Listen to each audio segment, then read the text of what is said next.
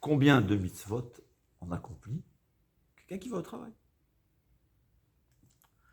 Alors, premièrement, et ça c'est la base, le Chovot Halevot. Chovot Halevot nous enseigne une chose dans Sha'ar HaBitachon. Il dit au fait, nous on va travailler pour se nourrir, pour gagner de l'argent. Il dit un homme, il doit savoir, gagner de l'argent, ça a été décidé à Rosh Hashanah. Comment? C'est Hachem qui s'en occupera. Je vais travailler parce que j'accomplis la volonté d'Hachem. C'est quoi la volonté d'Hachem?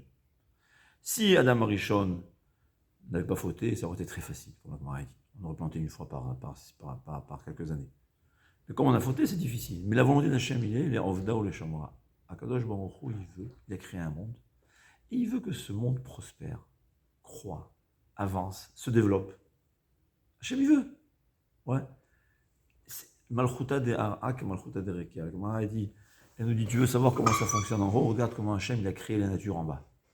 Un homme, il a créé une entreprise, il veut que ça continue à fonctionner. Il veut que ça se développe. Il veut que ça grandisse. Même s'il est à la retraite. Même si après sa mort, il veut que son fils continue. C'est la même chose. Akadosh Baruch Hu veut que le monde continue à croître. C'est la raison pour laquelle il y a la mitzvah de Peria Verivia. Il y a une mitzvah, même pour un goy, d'avoir des enfants. D'ailleurs, goy chez Shabbat Real Mita.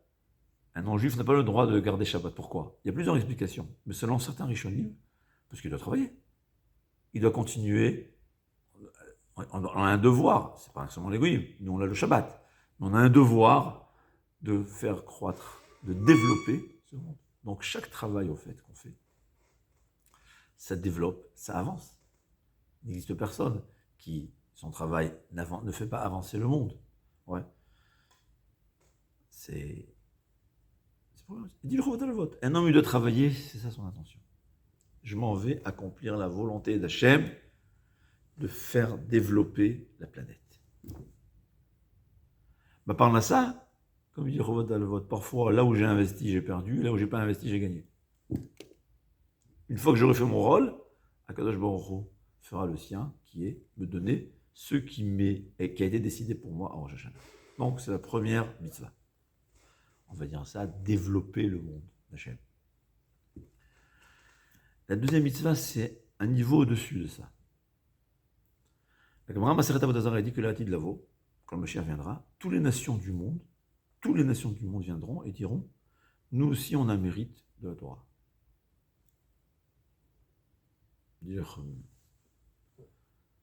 Quel mérite? Alors c'est écrit que Akadosh Baruch Hu, il va leur faire une épreuve, il ne va pas les récompenser. Pourquoi? Ça je nous le dis. Parce qu'au moment où ils ont fait, ils ne pensaient pas à ça. Leur but n'était pas pour l'accomplissement de la Torah. Mais dit le Briskarov, quand le Mashiach viendra, les gens ne vont pas mentir. On va s'avérer que tout ce qu'il y a eu dans le monde, et c'est ce que nos sages nous enseignent, tout ce qu'Akadosh Baruch Hu a créé, il a créé pour le Tikkun HaShalem, pour le but ultime du monde, qui est fait par ceux qui étudient la Torah principalement. Rambam m'explique qu'il y a le Adam HaShalem, c'est-à-dire en fin de compte, tout travailleur chinois, il va servir à quelqu'un qui étudie la Torah. Quand on réfléchit à un stylo, combien de millions de personnes ont travaillé pour avoir un stylo réfléchi? Je parle même celui qui a fabriqué les matières premières pour fabriquer l'usine, fabriquer le stylo. Donc si tu fais ce calcul, il y a des millions de personnes, chaque objet qui a été fabriqué, il y a des millions de gens qui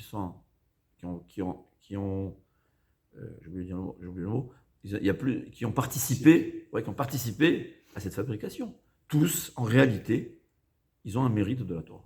Le seul problème, et là c'est ça le point, ils ne le font pas pour la Torah et la mitzvot. Et même nous, il faut savoir. C'est-à-dire comme ça, mitzvot, tzrichot kavana ou pas. Il y a une marloquette, quand je fais une mitzvah sans intention, est-ce qu'il y a une mitzvah ou pas? Mais on parle pas de quelqu'un qui met des tefilines juste pour le selfie, de ça on parle. Mais quelqu'un qui vient à la synagogue et met des tefilines, c'est sûr que c'est une mitzvah. Alors, il y a certains que c'est 1% de cœur pour la mitzvah, et il y en a que c'est 99%. Arriver à 100%, c'est une vie entière. Mais il y a toujours un peu de l'échelle mitzvah. Donc une mitzvah qui est une mitzvah, même si je n'y pense pas en tant que faire mitzvah, je le fais avec un ouf peut-être. Mais je fais parce que Hachem il a dit. J'ai pas le choix. Ouais. Même si c'est mon père qui m'a forcé. C'est une mitzvah. Et donc j'ai une mitzvah. Mais quand c'est quelque chose de neutre, on fait pour travailler. Par Nassa, je travaille pour travailler. parce que j'ai besoin de me nourrir. Là, j'ai une obligation pour être que ce soit récompensé en tant que mitzvah. Il faut absolument que l'intention pour laquelle je le fais, c'est pour la mitzvah. C'est quelqu'un qui travaille parce qu'il a besoin de son argent, pas plus, et on verra, peut-être ça aussi c'est lui ça, mais il fait juste pour son argent. Mais il n'a pas une intention, comme le Chovot Halvavot, je travaille pour faire croître, pour agrandir la prospérité, pour développer le monde, pour accomplir la volonté d'Hachem qui est développée. Ou bien encore, il ne pense pas au fait que grâce à mon travail, ça peut être n'importe quel travail, il travaille à l'usine. Je sais qu'en fin de compte, il y aura un gain pour la Torah. Il ne le pense pas, il n'aura pas de récompense. Donc on l'a dit de mitzvot. On va couper parce que je préfère ça plutôt en plusieurs